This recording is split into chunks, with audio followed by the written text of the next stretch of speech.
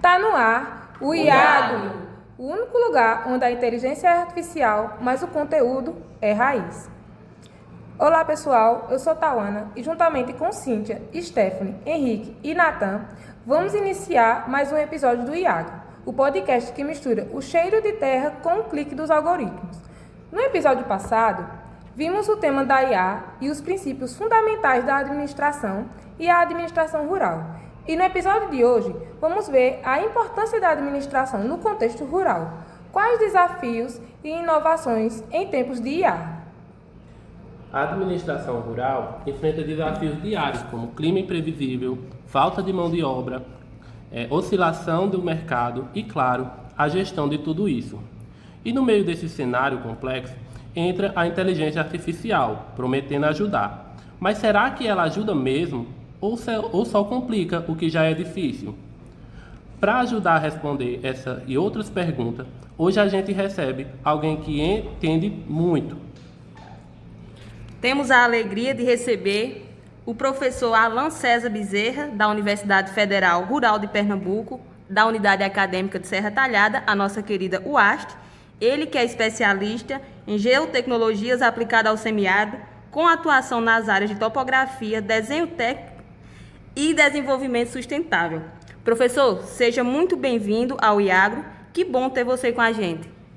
Eu quero agradecer demais o convite de vocês. Me sinto muito feliz, tá, de estar aqui revendo algumas pessoas que eu já vi isso lá antes da pandemia, 2019. Então, fico muito feliz de estar aqui, poder ver e ajudar. E poder contribuir um pouco com essa discussão, que é uma coisa que eu venho aprendendo um pouco junto com todo mundo, junto com os orientandos e todo mundo que está junto nessa. Então, vou compartilhar, não sei, obrigado pelo muito, tá? Foram bastante gentis. Mas, assim, o pouco que eu souber aqui, vou estar muito feliz de estar compartilhando com vocês, tá? Vamos começar com o pé na lama, ou melhor, com os dois pés no campo. Professor, eu vou te fazer algumas perguntas sobre algumas coisas que a gente quer saber do senhor, já que você entende muito, passar um pouco de conhecimento para a gente e para quem está nos ouvindo. Professor, na sua experiência, qual é o maior desafio da administração rural hoje, especialmente em regiões como o Sertão? Bom, de fato, assim, existe o desafio da administração como um todo, de maneira propriamente assim, a gente tem dois segmentos. A gente tem um agronegócio que, por si só, por ter uma estrutura que é grande e gigantesca, então tem uma estrutura que demanda profissionais específicos, especializados, então já tem toda uma organização propiciando e fundamentado, né, em princípios da administração.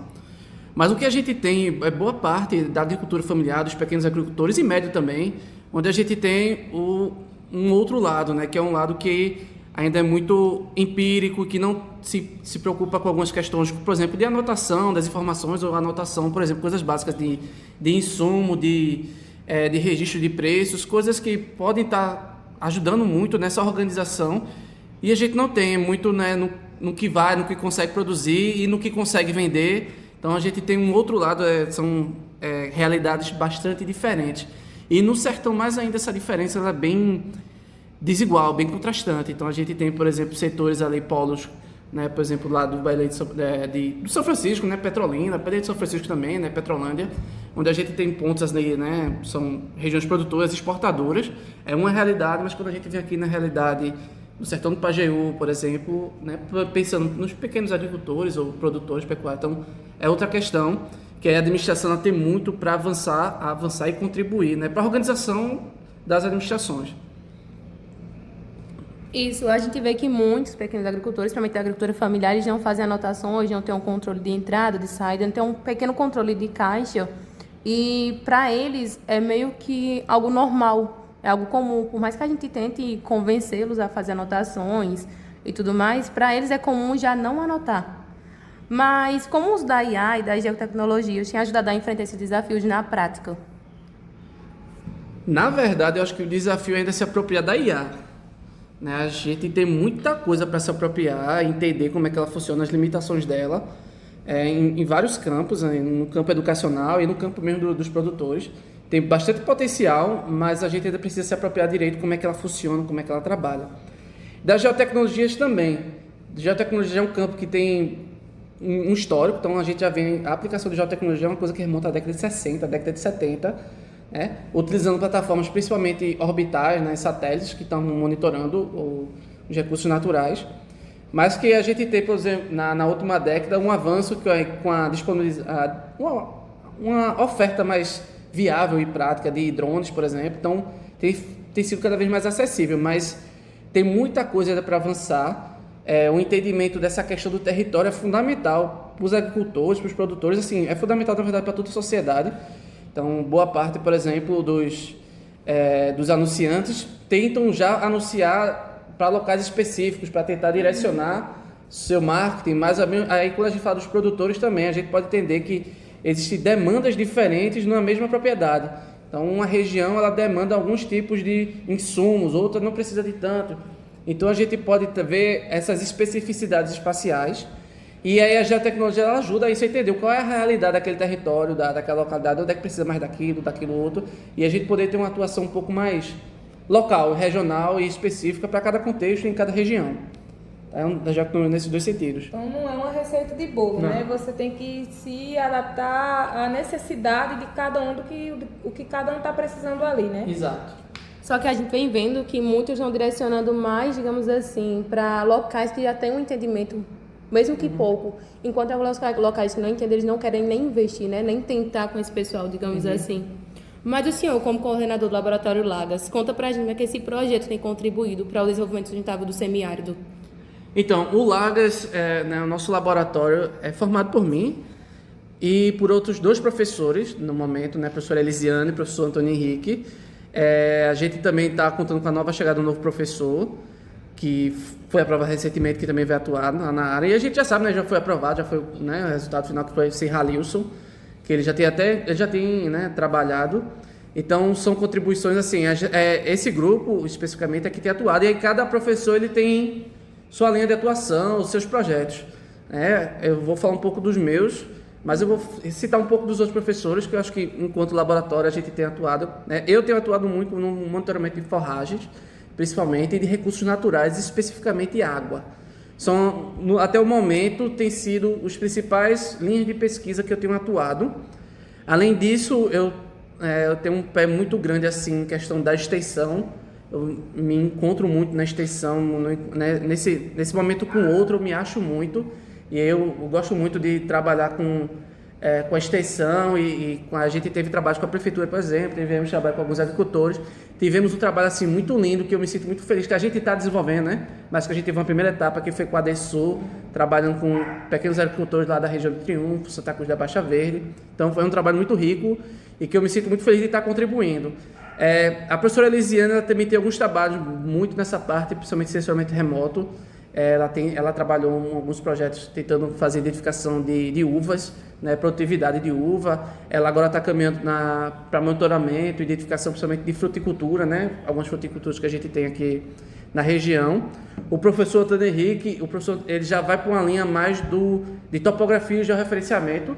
Então ele tem um trabalho lindo pra caramba também, de moradia, com regularização fundiária, com quilombolas, com minorias. Então, pessoas assim em situação de vulnerabilidade, e tem esse trabalho muito lindo que tem, né, feito com essas comunidades, e o projeto Moradia Legal. Então, são regiões que são projetos que a gente tem feito e sempre pensando em aplicar essas tecnologias ou cada vertente no segmento, e a gente tem focado muito, lógico, na região onde a gente está inserido, que é o sertão pernambucano aqui, Pajeú, tá bom? Isso, e como estagiária do projeto da ADESUR, que a gente vem desenvolvendo juntos, parceria com o senhor, a gente vem vendo bem de pertinho a realidade desses pequenos agricultores, né? Principalmente a questão dessas anotações que a gente falou inicialmente. E aproveitando a deixa também, para você que está nos ouvindo, um dos nossos convidados para o nosso próximo episódio, o episódio 4, é Halilson, como citado aqui. Ele é um professor que desenvolve várias pesquisas bem importantes, e amanhã ele vai estar aqui com a gente. Professor, mas me tirou uma dúvida. Como essas informações coletadas impactam no dia a dia de produtores e gestores públicos? Bom, especificamente falando das geotecnologias, tem um campo muito grande de possibilidades. Vamos primeiro para os gestores públicos. Então, por exemplo, a gente pode, até uma proposta que a gente está caminhando, a gente pode tentar identificar algumas regiões que têm um déficit mais acentuado em questões hídricas. E aí a gente pode estar orientando, por exemplo, né, a prefeitura, né, ela tem a obrigação de estar junto com outros parceiros, né, e outras instituições, questão de carro-pipa, né, fornecer água para quem demandar. Então, a gente pode identificar quais são as regiões que a gente claramente tem um déficit mais acentuado e poder, né, direcionar as ações para aquela região. Ou a gente pode trabalhar com a questão das estradas e ver como é que está a situação e qual é a logística mais adequada. A gente fez até o trabalho com a prefeitura, a gente fez um trabalho desse, a gente fez um mapeamento das estradas, né, até foi coordenado pela professora Elisiane, né, a professora Araci, que também é uma professora que estava atuando com a gente, que trabalha muito com a gente, mas que agora ela voltou para Recife, e ela fez o mapeamento dos cursos da água, dos recursos hídricos, e a gente já teve um panorama ali. Mapeamos também algumas cisternas que foram construídas, alguns poços, enfim. A gente já fez um mapeamento inicial da infraestrutura hídrica que a gente tem aqui em Serra Talhada, né, um projeto em parceria com a prefeitura. Então, pode orientar então, todas essas informações que a gente tem, o espaço e orientação do que e onde levar, a gente pode estar atuando e é muito bom que os órgãos possam estar se baseando nesse princípio e poder aplicar. Em termos dos agricultores, vai um pouco naquela linha de aplicar algumas coisas em determinadas regiões. Então, por exemplo, falando, nem toda região, ou por exemplo, pega um plantio, um talhão, toda a área não precisa necessariamente da mesma quantidade de fertilizante, porque cada tem uma mancha de solo, tem especificidade, tem um manejo diferente às vezes, tem um manejo, uma topografia que carrega mais alguns determinados tipos de nutrientes. Então, a gente pode estar direcionando melhor determinados insumos para determinadas localidades. Ou, por exemplo, em algumas regiões, os ataques de alguma praga ou alguma fitossanidade pode acontecer especificamente numa região específica e a gente pode atuar naquele lugar.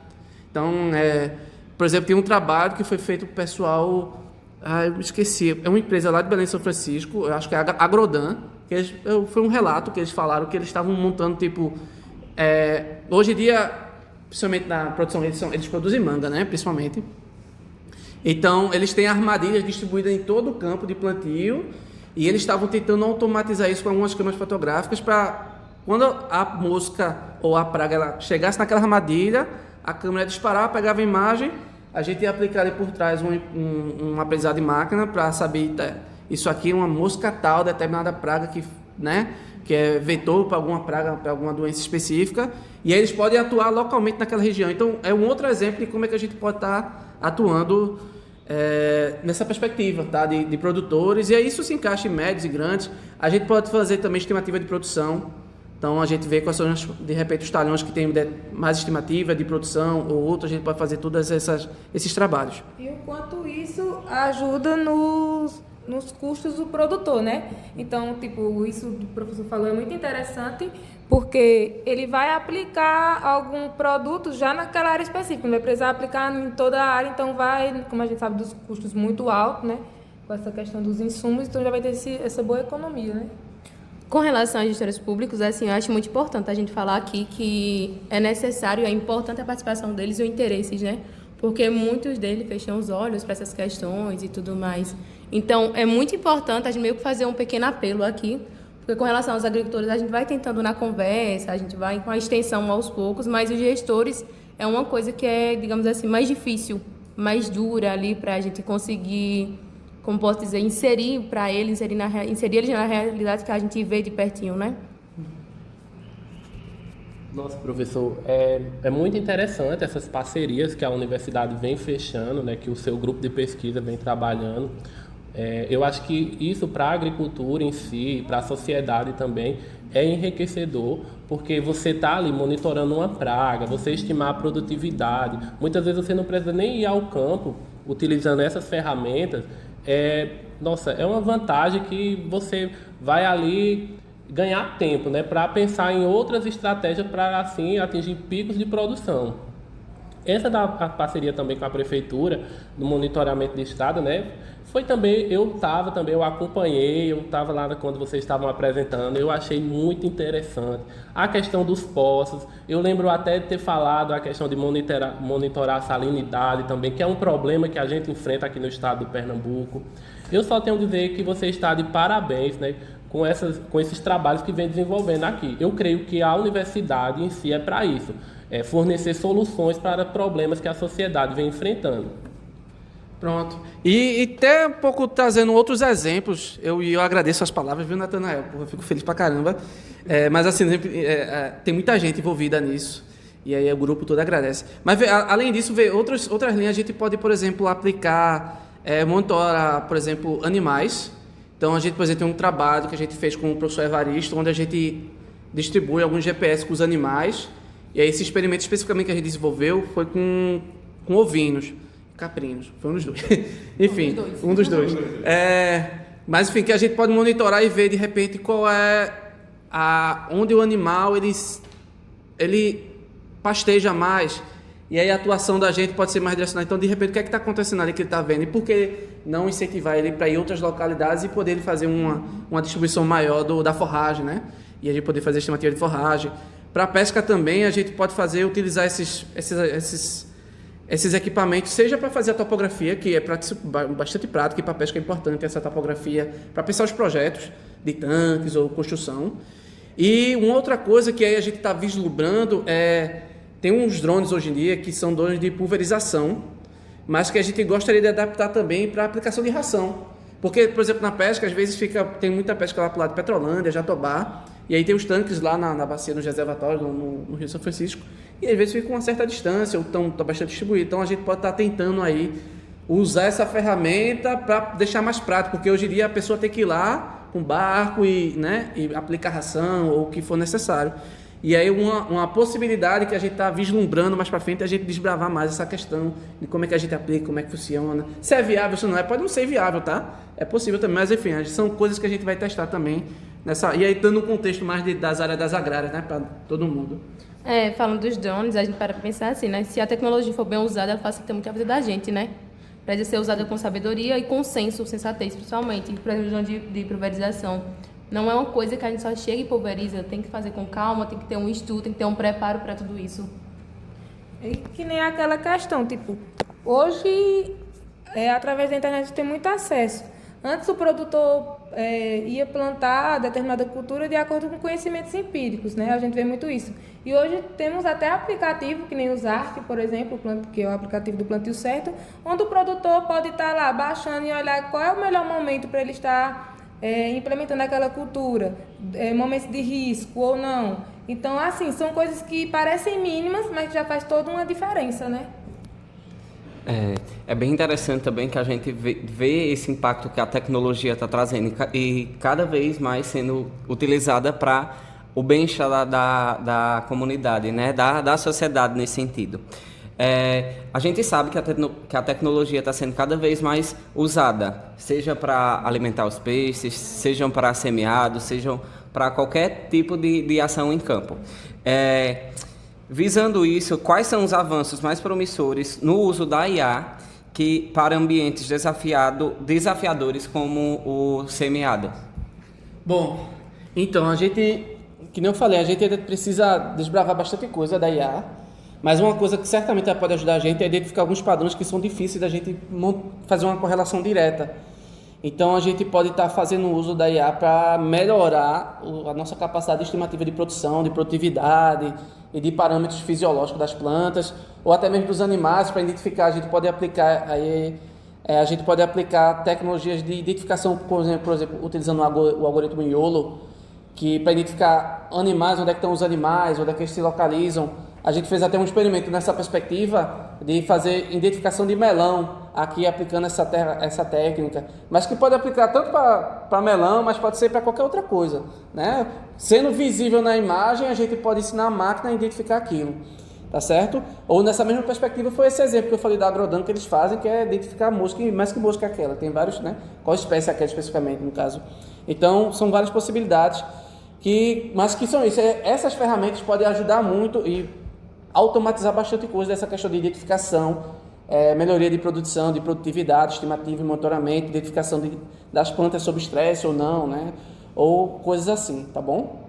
Acho que de maneira geral, mais nesse sentido, de melhorar essa capacidade. Certo. O senhor está envolvido em vários projetos, um deles é o Largas, né? Perdão. Tem algum resultado, alguma prática marcante que o senhor possa compartilhar com a gente? Rapaz, tem um monte, vice.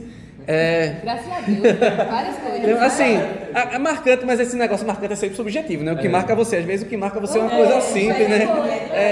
Mas assim, Tem uma coisa que você vai lembrar, isso aqui ficou marcado, que serviu como aprendizado. Aquela pessoa. Tem muitos projetos, assim, eu acho que esse projeto da DESUL é uma coisa que me vislumbrou bastante de possibilidade ou de interação com as comunidades rurais daqui, que inclusive a partir desse projeto da DESUL foi possível a gente perceber um rol que a gente tem de caracterização de diagnóstico e entendimento de outros agricultores. E aí, aquela mesma perspectiva que a gente aplicou na DESUL, a gente está fazendo um outro projeto que está desenvolvendo agora, que é junto subsidiado pela FACEP e com a Secretaria de Tecnologia daquele estado, o SECTI, e de ciência, onde a gente, por exemplo, vai fazer um diagnóstico de algumas comunidades quilombolas junto com o SECO, é um parceiro que a gente tem.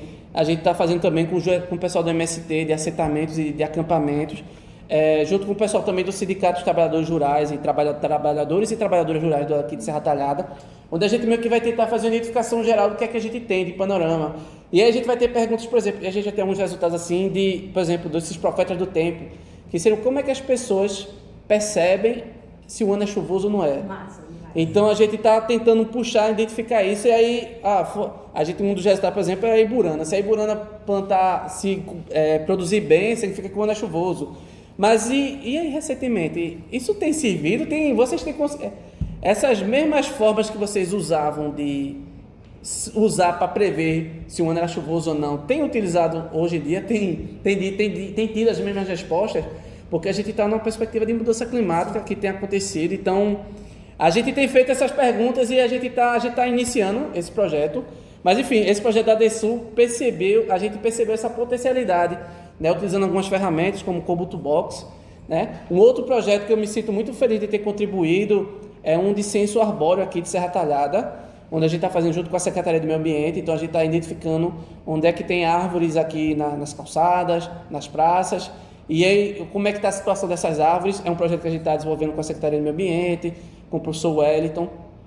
Então, algumas. E esses outros projetos, por todos eles me marcaram, assim, é difícil. É difícil, né? Mas tem muita coisa. Esse projeto mesmo com a Prefeitura foi um primeiro passo, assim, de uma ação bastante concreta, como é que a gente pode estar contribuindo, né, com ação, com o poder público. Então, são coisas, assim, que eu me sinto bastante feliz de estar fazendo, tá? E contribuindo.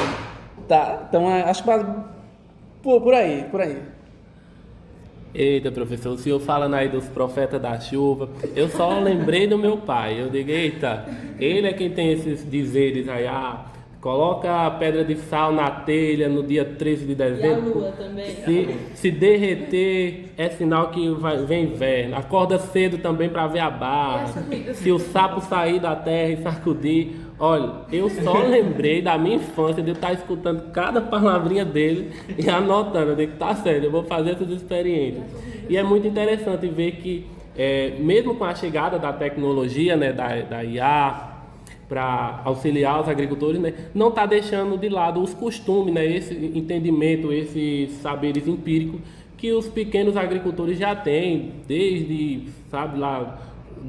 que mundo é mundo, né? Ele vem passando de geração a geração e é muito interessante, né? E saber que a universidade está trabalhando com isso também, que não está deixando de lado o conhecimento deles e está agregando. E também outro fator que eu gosto de frisar também é que o governo está investindo nisso, né? Está promovendo subsídio, né, para que haja pesquisa nessa área, né, para os trabalhos da universidade não parar. Isso é muito interessante o senhor falar disso, porque a gente que vive aqui na universidade, né, muitas vezes a gente não é valorizado.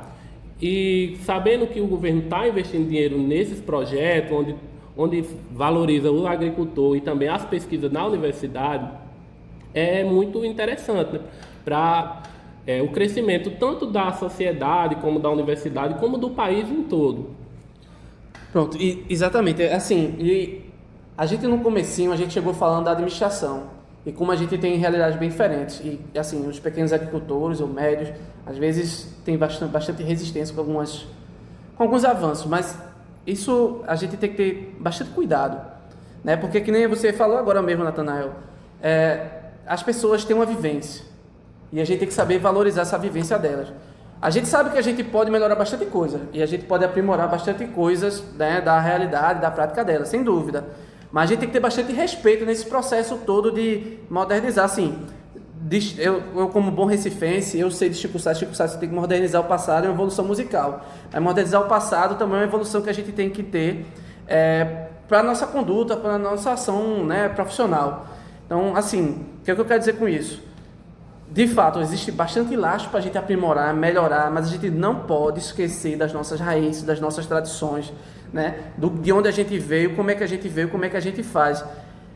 É um desafio muito grande saber aproveitar o que a nossa trajetória e melhorar. Isso é um desafio muito grande que a gente tem que, vocês, né, nesse processo que estão de formação e posteriormente, enquanto profissionais, vão ter que estar sempre se relembrando, para não chegar sempre com pacotes prontos ou com ideias prontas e que só o futuro importa e que só tem que modernizar, mas que tem que ter cuidado, modernizar como, com o quê, baseado em quê, por quê. Então são coisas que são cuidados que a gente precisa ter nesse processo de avanço e de melhoria. A gente, só reforçando, né, professor, essa questão da resistência cultural, que talvez seja um dos maiores desafios quando falamos de IA. A gente sabe que nem todo mundo confia quando um algoritmo quer dizer o que fazer no curral, e está tudo bem. A adaptação ela leva tempo, realmente. A tecnologia ela precisa ser parceira e não imposição. E é nisso que o bom planejamento e o bom uso da IA fazem toda a diferença. Bom, professor, agora chegou um momento assim do nosso quadro interativo, que chamamos de pneu no barro. Um perrengue real do campo com uma pitadinha de IA. Então, professor, conta pra gente qual foi aquele perrengue tecnológico que foi um pneu do barro, daqueles bem difíceis de empurrar. Rapaz, eu acho que o principal pneu que eu tive aí, a principal dificuldade foi um voo com drone logo quando a gente começou, 2019, 2018, por aí. Um dia desses. Vocês estavam entrando, né? Não, tudo foi entrando em 2020, 2021, mas as meninas tinham entrado. Foi. Mas, enfim, mas o que eu quero dizer foi justamente onde a gente começou, que eu fui fazer um voo aqui e eu esqueci de prender uma das hélices. E aí, só isso, o drone, a hélice foi para um lado, o drone foi para o chão. Eu até fiz a menção de ir, mas eu fiquei tão paralisado que eu só vi o drone caindo, se quebrando todo. Eu fiquei uma semana de luto, foi uma tristeza. Foi um perrengue. Que até hoje ele não superou. Realmente foi trágico. Foi trágico. Não foi pneu no barro, foi drone no barro. Foi, exatamente.